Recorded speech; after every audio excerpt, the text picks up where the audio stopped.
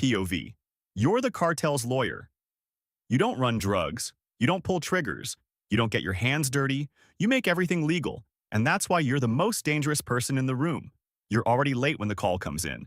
Unknown number. Private line. You answer anyway. Two bodies, federal heat. We need you now. No greetings, no names, no panic, just business. You don't ask where, you don't ask who, you already know. You hang up, adjust your tie, and step into the elevator like you're heading to a board meeting. Because you are. Just not the kind they teach in law school.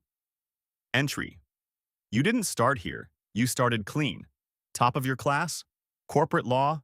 Big firm? Glass offices? Polished shoes? Billable hours that felt like oxygen.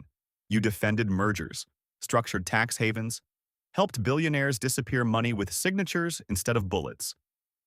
You told yourself it was all the same game, just different players. Then one of your clients brought you into a side deal. Cash, no paperwork, no questions. You said yes before you understood what you were agreeing to. That was the first compromise, and it paid more than your annual salary in a single envelope. At first, it was simple. You cleaned up small things, a shell company here, a property transfer there. You moved assets between jurisdictions faster than regulators could blink. You became the firewall, the translator between crime and legitimacy. They didn't call you a lawyer.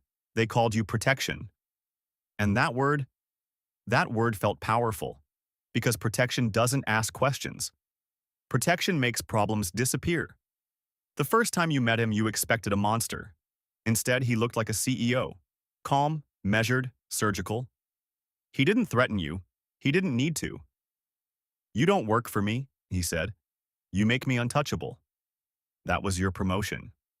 From lawyer to infrastructure, from defense to strategy. You weren't just reacting anymore. You were designing systems. You built empires out of paperwork, layered corporations across 5 countries, stacked ownership structures so deep no investigator could trace the source. Money came in dirty and came out spotless. You optimized risk like it was a portfolio.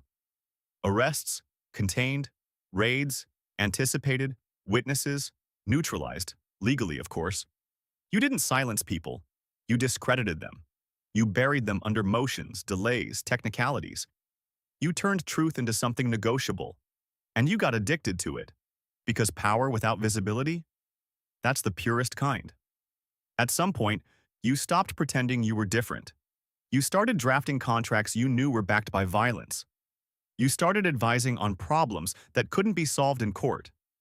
You never said the words, but you understood them. You told yourself, I'm not responsible for what they do. But every clause you wrote, every loophole you engineered, every delay you orchestrated, bought them time. And time, in this world, means bodies. It's never the big case that gets you. It's the small one. A low-level arrest. Routine. Except the guy talks. And suddenly your name is in a report. Not public? Not yet. But it exists. And that changes everything. Because now, you're not just the shield. You're a target. You move fast. You always move fast. You bury the case under procedural chaos. File injunctions. Challenge evidence. Attack credibility. You don't win by proving innocence.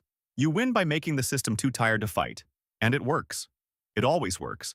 Until it doesn't. You start believing your own myth. That you're smarter than the system. That laws are just tools you can bend indefinitely. You expand operations. More clients. Bigger risks. Sloppier alliances. You stop saying no. Because saying no feels like weakness. And in your world, weakness gets exploited. It doesn't come from the boss. It never does. It comes from someone beneath you. Someone you overlooked. An accountant.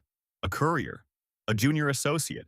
Someone who watched you too closely. Someone who realized you're the linchpin, not the cartel. You. They flip. And suddenly, the system you gamed starts playing you. It's early morning. Too early. You hear the knock before you're fully awake. Heavy, certain, final. You don't panic. You've prepared for this. Documents are gone, drives wiped, accounts layered. But there's one thing you can't erase. Your pattern. Years of it. Every move you made to stay invisible. now forms a perfect map, and they've been following it. They don't yell. They don't threaten. They just lay it out, transaction by transaction, company by company, decision by decision, your life's work, reduced to evidence. And then they offer you the same deal you've seen 100 times. Cooperate, flip, survive. You finally understand the game. You were never outside it. You were never above it. You were just another piece, a valuable one, but replaceable. And now, you're expendable. No dramatic shootouts, no last-minute escapes, just courtrooms. Ironically, the same rooms where you built your empire are now where it collapses. Every argument you used against you, every tactic you mastered, neutralized. Because the system learns. Slowly, but completely. You thought you were different because you didn't pull the trigger. But you enabled every shot. You structured every escape.